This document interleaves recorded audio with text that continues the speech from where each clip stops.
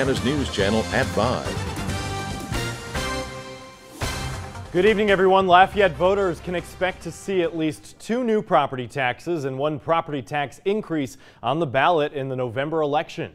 2 of the propositions would create new property taxes, one to fund the district attorney's office and another to fund the district court. The third would increase the property tax collected for maintenance of the parish jail. And as Valerie Poncetti reports, the outcome of that vote could have an impact on other parish services as well. This is an issue that should not be determined by the council. We need to bring it to a vote of the people. In November, Lafayette Parish residents will decide the fate of 3 tax propositions that would fund the parish jail, courts, and district attorney's office. And council members know they're fighting an uphill battle. We know it's an anti-tax sentiment out here. We understand that.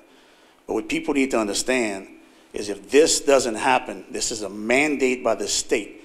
If we have to fund these 3 areas, it will break the parish. If the tax measures fail, councilmen say it'll take at least $10 million from the general fund to meet the state's requirements. So that's a stress on the general fund that takes away monies that could be better used to serve the needs of the constituency. Digging ditches, repairing potholes, keeping bridges open. Things that are important to the parish constituency. According to the Louisiana Tax Commission, Lafayette Parish ranks in the top 20 parishes with the lowest property taxes in the state. And council members say that's because it's been decades since voters here have approved new property taxes like the ones being proposed now.